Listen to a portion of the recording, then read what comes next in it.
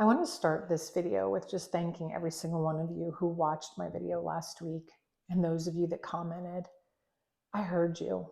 I see you. I feel you. I am you, and we are all in this together. I feel this incredible responsibility to carry this conversation gently and safely, and I'm humbled and honored to have you here with me to do it, because every woman who watched last Monday's video, they are teaching them this and felt something, and maybe it cracked open a truth inside of you. I want you to know that what you felt was not a weakness. It was truth finally finding somewhere safe to land. And I pray that these videos that I continue to make give you permission to feel all of it. The anger, the disbelief, the exhaustion that lives in your bones from carrying this for so long, the pain that shows up every single day, whether you invited it or not. Because what you feel and what you begin to speak is exactly where healing starts. Your stories all matter. Your anger is valid. Your lack of faith makes sense. And your inability to trust makes complete sense. And all of it, every single part of what you're sharing with me here and with everyone is welcome here. Because this is not a place where you have to have it all figured out and together to walk through this store. This is a community where you are safe to be who you are. So before I go anywhere else, I need to say this clearly and without any qualifications. What was done to every single one of you was wrong. It's not complicated or nuanced like the world wants to make it. It's not something that requires anyone's understanding, his side or her side. The only side that matters is yours, and it was wrong. And the fact that the world did not make it right is also wrong. You deserve to be believed. You deserve to be protected. You deserve someone who loved you enough to fight for you. And if you did not get that, I'm really sorry. I'm deeply sorry, because I know that pain very well.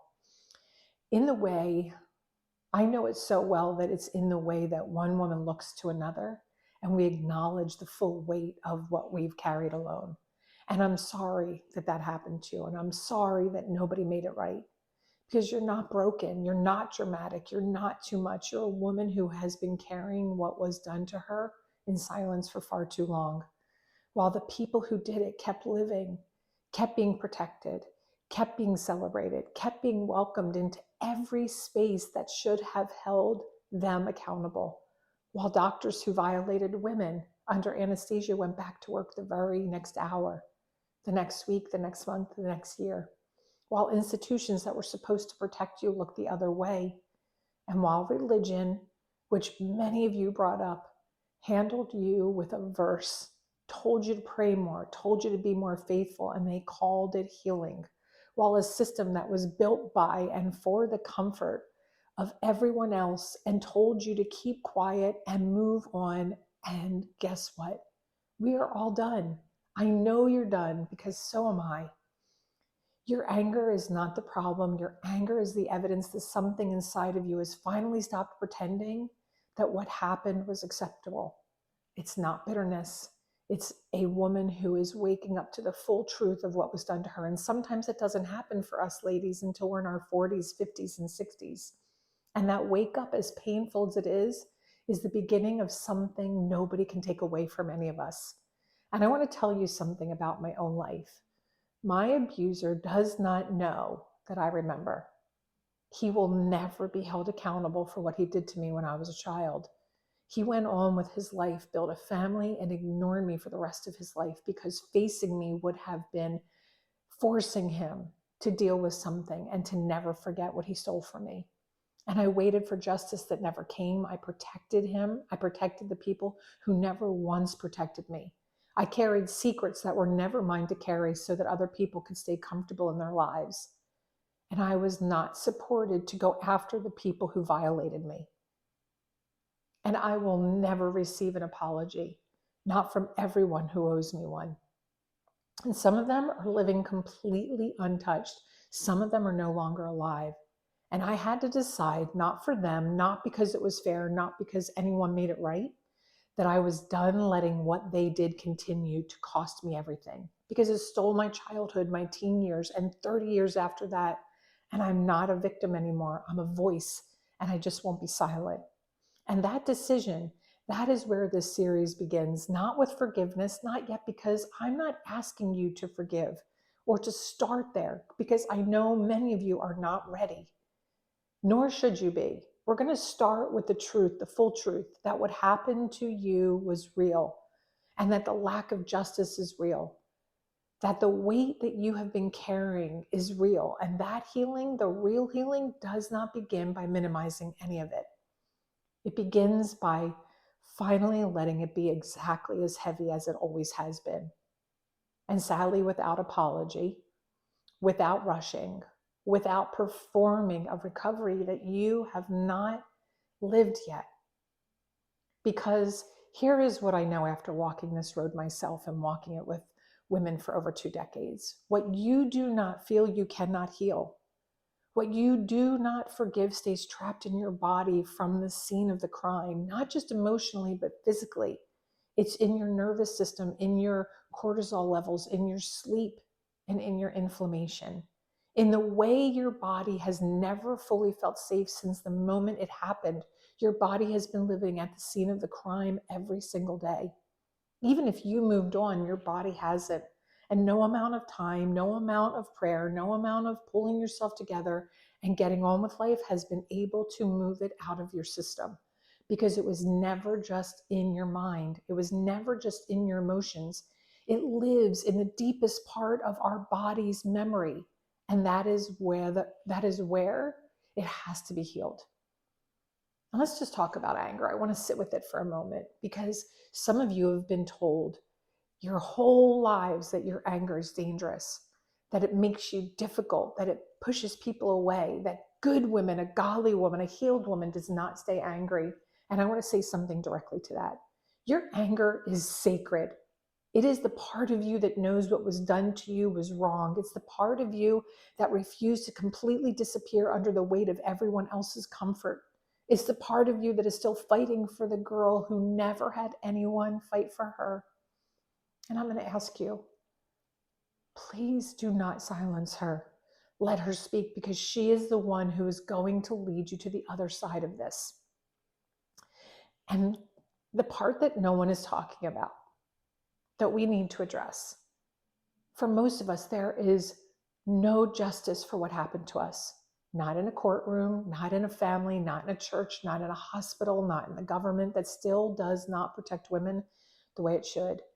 And you've been asked to heal privately and quietly from what was done to you, to forgive what was never acknowledged or held accountable for publicly, to carry it quietly, what should have been shouted from every rooftop. And I understand why forgiveness feels like one more thing being asked of you by a world that never asked anything of the people who hurt you. So I want to say this clearly: forgiveness is not what I'm asking you for today. Not yet, and maybe not for a very long time, and that is okay. What I am asking you for today is permission. Ladies, I'm giving you and I'm asking you for you to have permission to feel it, all of it, without apology, without a timeline, because what you feel and begin to speak is where the healing happens. And you have been silent long enough. But I need to tell you what forgiveness actually did for me, not what anyone told me it would do, what it actually did, because I fought it for a long time. I did not want to forgive. I wanted justice. I wanted acknowledgement. I wanted the people who destroyed part of me to have to face what they did. And none of that came. And I had to sit with the rage of that, the complete injustice of being asked to do the hardest thing while they did nothing. And somewhere in that sitting, not quickly, not cleanly, and not in a single moment of grace, I began to understand something that changed everything. Forgiveness was not releasing them. It was releasing me from the daily cost of carrying what they did to me in a body that was never designed to hold it this long. I still get emotional just thinking about all the things I've had to forgive. And my body had been living at the scene of the crime of what happened to me every single day. If you go back and watch my videos and you hear my story, you're going to know that I lived in fight, flight, freeze mode my entire life. I didn't have the words for it until I became a trauma coach.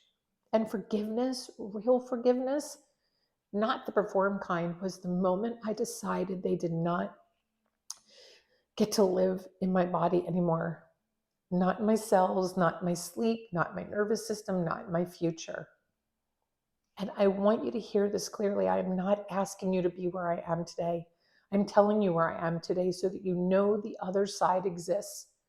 And you do not have to forgive today to begin moving forward. You just have to be willing to feel what it is that's actually there. Because what you feel and you begin to speak, that is where this all starts, not at the end, at the beginning, right here, right now, exactly where you are, angry, exhausted, done. That is not a problem to be fixed. That is a woman finally telling the truth. And a truth is always where healing begins. Over the next several weeks, I'm going to talk and walk with you through what I have experienced and what I have coached people through. We're going to walk through every part of it. We're going to talk about what unforgiveness actually does to your body. We're going to talk about why you cannot heal what you refuse to feel. We're going to talk about why safety has to come before forgiveness can ever be real. We're going to talk about what you do when the apology is never coming. And we're going to talk about what freedom actually looks like on the other side of all of it. Not a performance of freedom, but true freedom, real freedom. The kind that does not require their participation, the kind that does not require justice to come first, the kind that belongs to you regardless of what they did, whether they admit it, whether they are still in your life, or whether they are still on this earth. So if you're sitting there right now with something you have never said out loud, you're in the right place, and I'm thankful you're here. If you are one of the silent ones who watched and felt everything and said nothing, you're in the right place, and I'm thankful you're here. And if you have said, I will never forgive, and meant every word of that, you're in the right place, because I understand. I want you to know something before we go. You are not behind. You are not broken. You are not too far gone or too angry or too damaged to find your way through this. You are a woman who has carried something that was never yours to carry alone, and you do not have to carry it alone anymore. This is exactly the work we do inside the Inner Healing Journey Method, not the surface level, not a quick fix, not another thing that asks you to perform healing you have not yet found, but it's real work at the level where the wound actually lives. And if you are a man watching this, a husband, a father, a leader, a pastor, this work is connected to something I built that's specifically for you, raising her worth. It exists because healing flows from the top down. And if we don't heal the leadership in every industry, then we as women will never be healed. Walking on this face of this earth will never be safe. And all of it is on my website, innerhealingcoaching.com. It starts where you are. The link is right here in the description. And before you go, if this reached you today, would you please do me a favor and subscribe? If you know a woman who needs to hear this, would you send it to her? She does not need more advice. She just needs to know someone finally said everything she's feeling out loud. Again, thank you all for being here. God bless your healing, and I will see you next Monday.